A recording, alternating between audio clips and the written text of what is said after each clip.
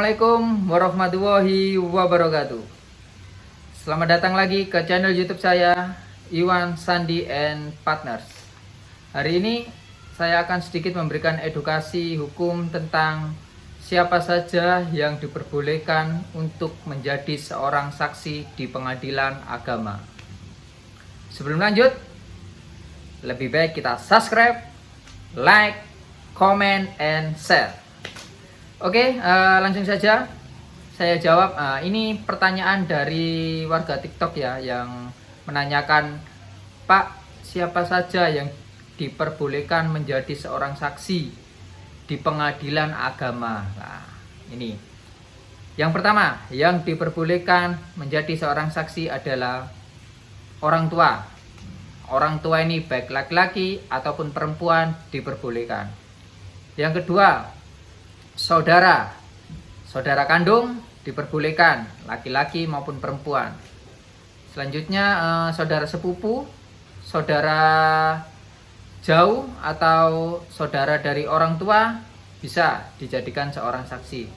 Bahkan kalau saudara nggak ada, teman bisa jadikan seorang saksi. Kalau nggak ada teman, tetangga juga bisa jadikan seorang saksi. Nah, tapi akan tetapi lah, di sini perlu kita garis bawah ya, seorang saksi itu adalah yang melihat langsung, yang tahu kejadiannya secara langsung di depan mata kepalanya sendiri.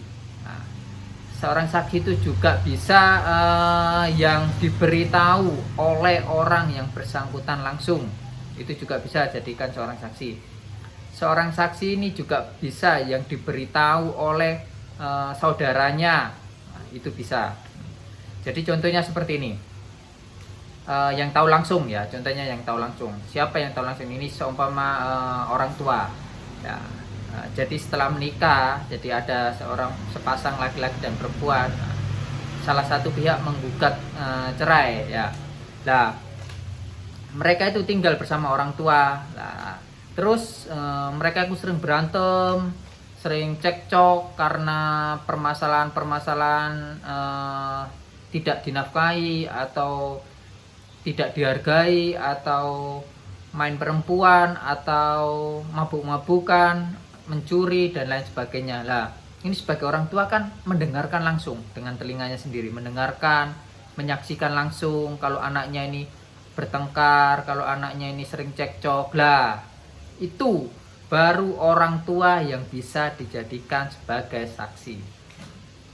Itu bisa orang tua perempuan maupun laki-laki ya, bisa itu ayah atau ibu bisa. Nah, saksi itu minimal 2 orang ya, 2 orang. 2 orang ini harus ada, 1 orang tidak bisa. Lebih dari 2 orang gimana Pak? Lebih bagus. Nah, tapi minim itu 2 orang. Nah, setelah orang tua bisa saudara lah. Kadang kan ada yang setelah menikah tinggal dengan saudaranya. Nah, itu bisa melihat dengan mata kepalanya sendiri, atau tidak dengan saudaranya, tetapi saudaranya ini suka diceritain sama yang bersangkutan. Seumpama ya, Kak, ini saya tidak dikasih nafkah oleh suami saya. Loh, kenapa kok tidak dikasih nafkah? Ya, katanya tidak kerja, di PHK, katanya hani inilah itulah, alasannya kan banyak. Nah, situ sering diceritain, tiap hari diceritain, Kak, ini suami saya tidak pernah pulang sekarang kalau pulang selalu bau minuman keras. Lah, ini saudara yang seperti ini bisa dijadikan seorang saksi. Karena apa? Karena dia secara tidak langsung itu, meskipun dia tidak mengetahui atau tidak mendengarkan dari mereka berdua berantem, tapi sudah diberitahukan oleh yang bersangkutan langsung, diberitahukan seperti itu, sering diceritai. Lah, itu bisa jadikan seorang saksi, asalkan ini sudah 17 tahun ke atas ya. Nah, kalau belum 17 tahun ya tidak bisa jadikan seorang saksi. Nah, jadi itu. Nah, terus tetangga. Kenapa kok tetangga bisa? Karena apa? Karena tetangga itu lebih sering tahu keadaan kita. Nah, kita pulang, kita berantem, kedengaran oleh tetangga, meskipun kedengarannya samar-samar, meskipun tetangga tidak tahu secara detailnya lah, Tapi kan kadang-kadang tetangga itu kita beritahu, loh kenapa Mbak kok berantem? Iya Bu, karena ini suami seperti ini. Iya Bu, karena istri seperti ini. Ini itulah. Seperti itulah kedengaran dari suara tetangga. Jadi dia bisa jadikan seorang saksi. Nah, perempuan maupun laki-laki bisa. Nah, asalkan tetangga ya. Meskipun nggak tetangga, seumpama Pak ini tetangga nggak sebelah rumah, tapi agak jauh, bisa. Tapi apa asalkan apa? Asal diberitahu, asal tahu dengan tahu ceritanya sendiri dari yang bersangkutan. Nah, kadang kan juga kita kan tidak suka tetangga di sebelah rumah, kadang 10 rumah dari rumah kita lah, seperti itu. Asalkan dia sudah sering kita ceritai, dia tahu sendiri, sesekali dia melihat